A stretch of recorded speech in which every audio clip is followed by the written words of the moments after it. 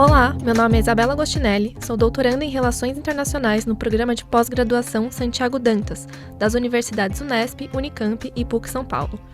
Este é o 6º episódio do podcast Palestina em Transe, um projeto do Grupo de Estudos sobre Conflitos Internacionais da PUC São Paulo. Neste episódio, nós iremos falar sobre as particularidades da faixa de Gaza dentro da questão Palestina-Israel, dando destaque para as condições de vida altamente precárias que a população daquela região atualmente vive. Quem apaga a guerra dentro de mim e me empresta um pouco de esquecimento? Quem redefine minha noite dos rebeldes mais iminentes embaixo dos destroços? Quem devolve nossos passos às calçadas e devolve a elas seus nomes? Há alguém que se atreva a beliscar minha bochecha diante da falta de sono e da fúria do bombardeio? Alguém aqui corajoso bastante para amaldiçoar a guerra escondida em nosso pão? Alguma janela onde eu reúna as nuvens do fim do dia e impeça a noite de dar os primeiros passos? É possível comprar uma língua e um coração tranquilo? Quem sabe assim eu possa falar de carnificina ou apagar, talvez, o fogo da guerra dentro de mim. O poema que você acabou de escutar, interpretado por Juliana Scafa, é intitulado Joguinho e foi escrito por Muna Amasdar, escritora e poeta palestina de Gaza, formada em literatura da língua inglesa pela Universidade de Al-Aqsa, na cidade de Gaza. O poema de Muna resume o que imediatamente vem à nossa mente quando ouvimos o nome Faixa de Gaza: guerra, bombardeios e destroços. Mas a realidade da vida em Gaza vai muito além disso. De restrições na entrada de alimentos a assassinatos de pescadores, o controle israelense da faixa de Gaza se tornou tão recrudescido que aquele espaço tem sido considerado a maior prisão a céu aberto do mundo. Na madrugada de 9 de maio de 2023, o Estado de Israel lançou mais uma operação militar contra a faixa de Gaza, com o argumento de, entre aspas, neutralizar líderes terroristas da Jihad Islâmica. As forças de defesa de Israel bombardearam diversas áreas de Gaza, matando pelo menos 13 pessoas, incluindo 4 crianças. 3 líderes da Jihad foram mortos, mas embora tenha-se argumentado que os alvos eram os integrantes da Jihad Islâmica, as bombas do exército atingiram edifícios e residências civis, de famílias que estavam simplesmente dormindo naquela madrugada. Em sua página do Twitter, o exército de Israel publicou um anúncio, parecido com um cartaz de filme, que comunicava o início da Operação Escudo e Flecha e convidava os seguidores a acompanharem a operação em tempo real. O bombardeio de maio de 2023 se soma a uma série de ataques conduzidos por Israel à faixa de Gaza desde 2005, quando todos os assentamentos judaicos foram retirados da região. De 2007 a 2023, 6 operações militares já foram feitas por Israel em Gaza, a grande maioria tendo como justificativa uma contraofensiva ao Hamas, grupo que governa a região desde 2007. Mas o que resta depois das operações militares?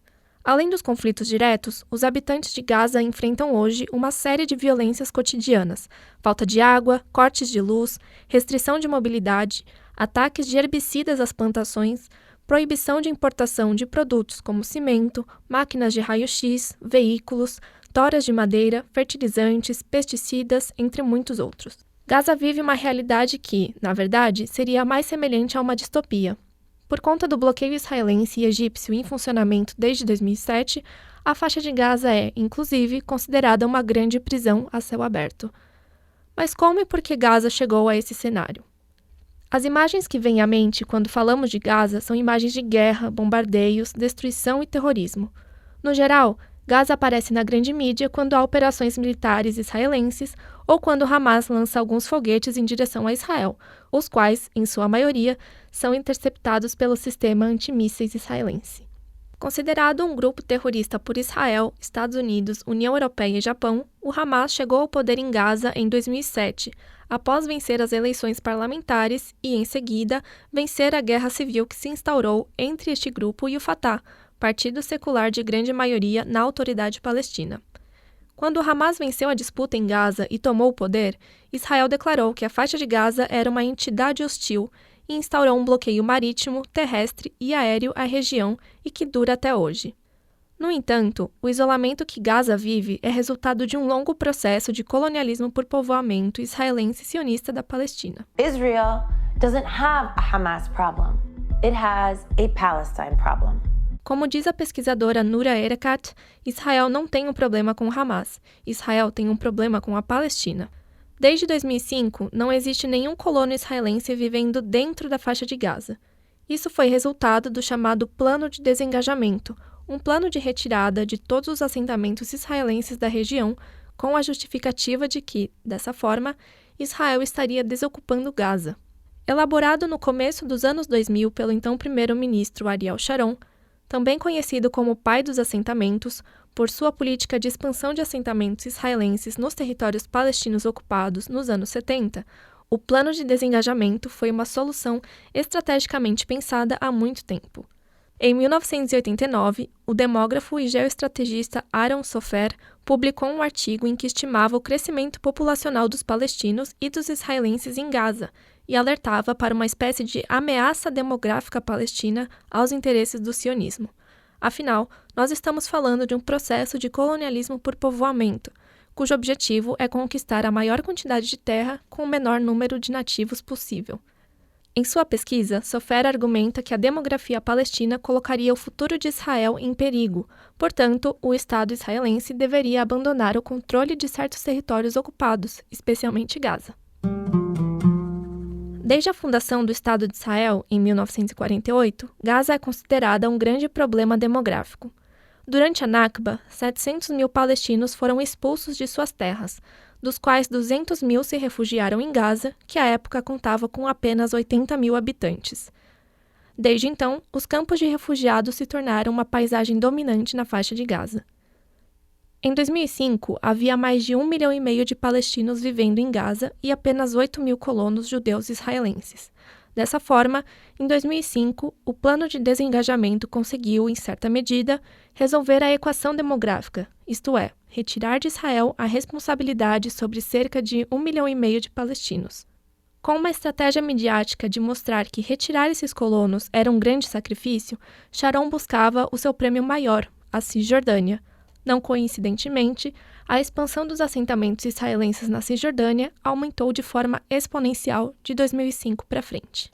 Atualmente, a faixa de Gaza é lar de mais de 2 milhões de palestinos, sendo 70% deles refugiados. Gaza é um constante lembrete da demanda de retorno dos palestinos expulsos de suas casas em 1948. Esses 2 milhões de palestinos que vivem em Gaza vivem em uma faixa estreita, de 365 km² e totalmente selada do resto do mundo. Mesmo sendo o único território palestino com saída para o mar, os habitantes de Gaza não podem ultrapassar os limites de milhas náuticas estabelecidos pelo Estado de Israel. Embora de fato não existam israelenses vivendo dentro da faixa de Gaza, o Estado de Israel continua controlando tudo que entra e sai daquela região, de pessoas a produtos, além do acesso à eletricidade, à água e outros recursos básicos para toda e qualquer vida humana.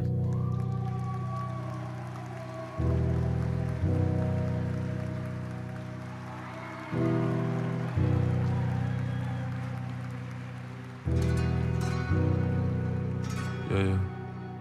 Wallahi, it ain't girls like you out here in the West. I know I've been away, but I'm coming back home. No need to stress, baby. All I know is to be Palestinian, is to always rep where you come from. Except when you're online at the customs. Told her she can meet me up in London. She let me cause I came from Gaza with love. But I feel like it's worse from Gaza with love. If they had it their way, we would never go back. From Gaza with love, baby. Falastina sincera.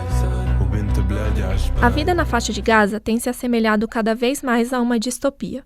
Os moradores da região, principalmente os que já nasceram sob o bloqueio e nunca experimentaram a liberdade, têm caracterizado a sua vida como asfixiada, enclausurada ou até mesmo uma morte em vida ou uma morte lenta. Uma realidade que mais se assemelha a uma distopia foi a implementação da Red Lines Policy, ou Política de Linhas Vermelhas em português. Essa política foi revelada após uma batalha judicial encabeçada pela Organização Israelense de Direitos Humanos, a Gisha, que entrou com um pedido, via Lei de Acesso à Informação, pela publicização desta política, que já havia sido denunciada por jornalistas no veículo israelense Haaretz.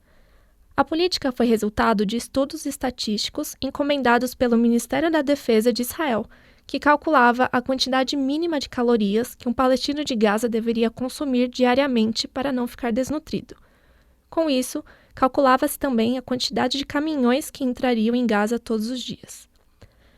A Red Lines Policy também elencava alguns itens que não poderiam entrar em Gaza, pois eram considerados itens de luxo, como chocolate, abacate, damasco, ameixa, uva e margarina industrial. Com apenas uma passagem para fora de Gaza controlada por Israel, as possibilidades de uma pessoa sair ou entrar em Gaza são mínimas.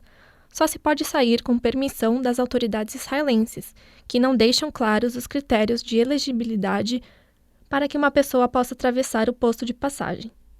Pacientes com câncer ou outras doenças que exigem um tratamento especializado, algo não disponível em Gaza, haja vista a precariedade do sistema de saúde, chegam a morrer esperando uma autorização de saída.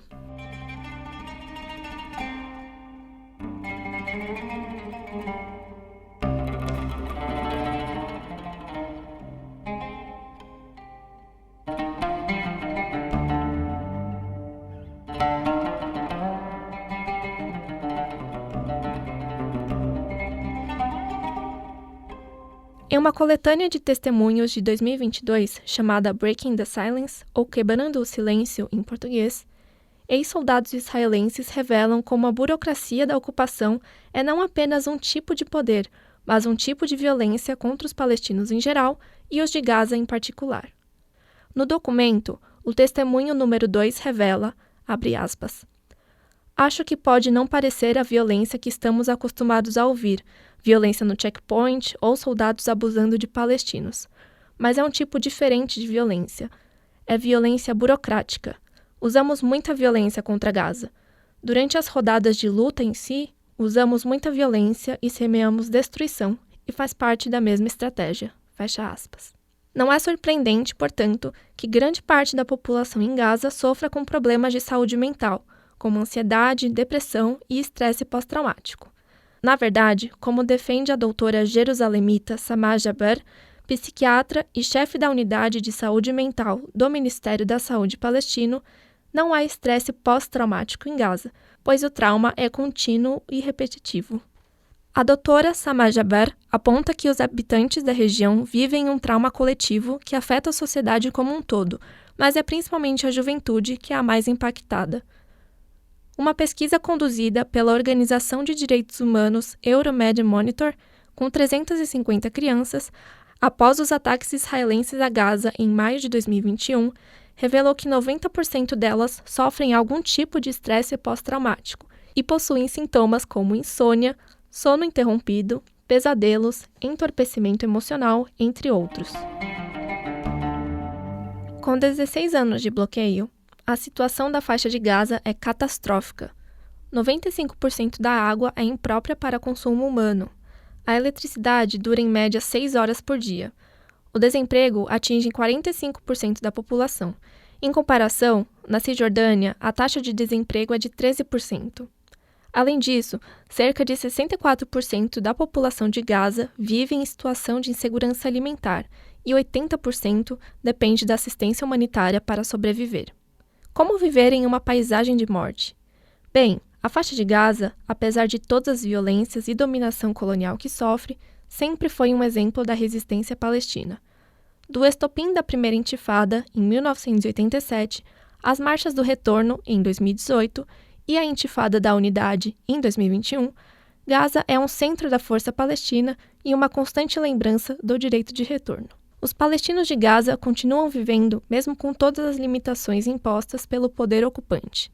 As resistências podem ser armadas, pacíficas, artísticas e transnacionais.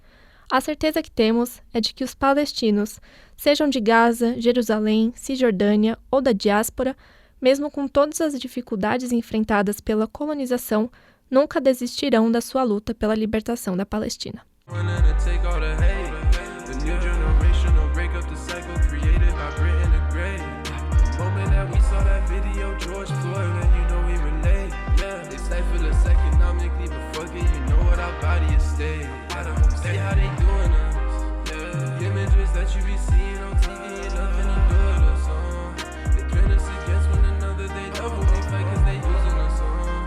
Taking our homes, tearing them down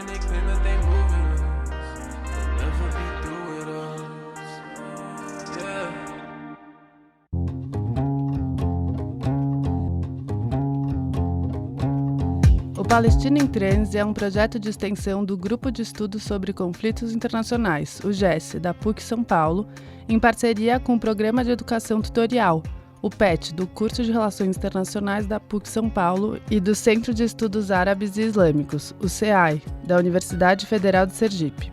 O projeto contou com financiamento da Assessoria de Pesquisa da PUC São Paulo e foi produzido sob a coordenação do professor Bruno Huberman. A equipe do Palestina em Transe, responsável pela ideia original, roteiros, locuções, reportagens e muito mais, é composta por Reginaldo Nasser, Bruno Huberman, Geraldo Campos, Arturo Hartmann, Isabela Agostinelli, Júlia Périco, Beatriz Marques, Hassan Boscariol, Laura Rembold e Daniele Queiroz. Agradecemos a Amala Malaman, a Shan Sadiq Adi, Davi Magalhães, Franci Rose Barbosa, Laura de Pietro, Mainara Naf e o Walid Rabah pelas entrevistas. Agradecemos também a Gisele Martins. Este podcast foi gravado nos estúdios de rádio da PUC São Paulo com os técnicos de som Ernesto Foschi e Ronaldo Barbosa. A trilha sonora foi feita por Gustavo Cravinhos e a identidade visual é obra de Débora Viana, da agência Brogodó. Os episódios contaram com áudios da TV Brasil, da TV Record, da TV Cultura, do Channel 4 News, da BBC, da ABC News, dos canais de YouTube da Editora Tabla, da Ponte Jornalismo e do BDS Brasil, de Noura Ereká, do projeto Gaza in Context, e das músicas Your Body of Theirs, do grupo palestino Them, e From Gaza with Love, e Nirvana em Gaza, do artista palestino Selevan. Não deixe de seguir o Palestina em Transe em seu player de podcast favorito e compartilhar com seus amigos e nas redes sociais. Acompanhe as atividades do GES no Instagram e no Twitter e confira o nosso programa semanal sobre política internacional Terra em Transe no YouTube da TV PUC. Obrigada e até a próxima!